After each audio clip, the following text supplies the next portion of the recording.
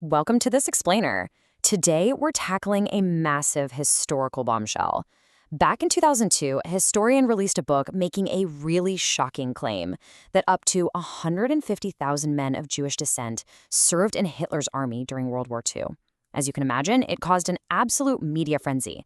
But today, we're cutting through the sensationalism and looking strictly at the documented facts. Okay, let's dive into this. Did 150,000 Jewish men really serve in Hitler's army? To figure this out, we have to treat it like a giant statistical mystery. We aren't going to rely on scattered anecdotes or broad guesses here. Instead, we're going to systematically use hard demographic data from the era to find the actual truth. Let's start at the very top of our investigative funnel and look at the baseline population. Back in the decades leading up to 1933, the year Hitler took power, the deeply patriotic Jewish community never exceeded a tiny fraction of Germany. By 1933, the population was roughly 503,000 people. Now, tens of thousands of them had proudly fought for the Kaiser in World War I. But despite being so deeply integrated, their overall population percentage was actually shrinking, dropping from 1.25% in 1871 down to just 0.76% by 1933. So the crucial point is, less than 1%. When Hitler actually took power, the entire Jewish population of Germany, men, women, kids, the elderly, everybody, amounted to less than 1% of the country. This sheer demographic reality is our very first mathematical clue that the 150,000 claim might just be impossible.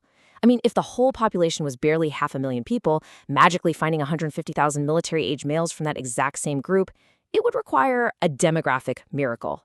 Now, you might be wondering how a mixed heritage subset even came to be in the first place. Well, it boils down to three major social shifts. First, there was deep, widespread integration into German society.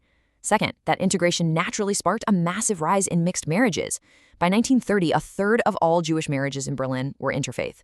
And third, birth rates were plummeting across the board, dropping from over 4 kids per family in 1880 to under 2 by 1930. Nobody at the time could have ever predicted that this beautiful integration would eventually become a lethal liability. But as we know, that changed literally overnight. The 1935 Nuremberg Laws took a person's complex personal family history and tragically turned it into a cold, strict legal category called Mischlinge, which translates to mixed race. Religion didn't matter anymore. It was entirely about your ancestry. 2 Jewish grandparents, you were legally a first-degree Mischlinge. 1 grandparent, second degree. It neutralized human identity into a rigid definition that dictated life and death. Now, what's really interesting about this is the hard data the regime actually collected. The Nazi government was completely obsessed with categorization, right? So they ran a highly detailed Reich census in 1939. And what did they find? They counted roughly 72,000 first-degree and 39,000 second-degree Mischlinge. That brings the grand total to about 111,000 individuals across the entire German Reich. Think about that, just 111,000 total people, counted by a regime that left absolutely no stone unturned. But wait, remember, that 111,000 includes everybody. That's the elderly, women, babies. When we drilled down to find just the healthy men who were actually of military draft age, that number shrinks drastically. Out of the entire Reich, there were only about 35,000 to 40,000 Mischlinge men of military age. And just like that, the funnel of impossibility has completely snapped shut on the myth. Looking at the raw math, Germany simply didn't even have 150,000 mixed heritage men to draft in the first place. The absolute maximum possible pool of recruits, if literally every single eligible man was drafted, was only between 35,000 and 40,000. So what actually happened to the men they did have? Let's move through the timeline and see how this builds a picture of military service. Early on in 1939 and 1940, practicality actually beat ideology. They needed soldiers, so 20,000 to 25,000 of these men served. But then the ideological purges kicked in. In 1941, new restrictions dropped that number to around 15,000. By 1942, Hitler personally ordered the expulsion of all first-degree Mischlinge, dropping the active number to maybe 10,000, and by the end of the war, a tiny fraction, just 5,000 to 8,000 remained, mostly due to rare personal exceptions. So when historians comb through the rigorous Wehrmacht archives and match them with these demographic reconstructions, a rock-solid consensus emerges. The realistic total number of Mischlinge who actually served in the military during the entire Second World War is between 25,000 and 35,000. Let's compare those side by side. On one side, the myth. Brian Mark Riggs' 2002 extrapolation of up to 150,000. How'd he get that? Well, he basically took a few thousand individual files and wildly, improperly extrapolated them across the whole military.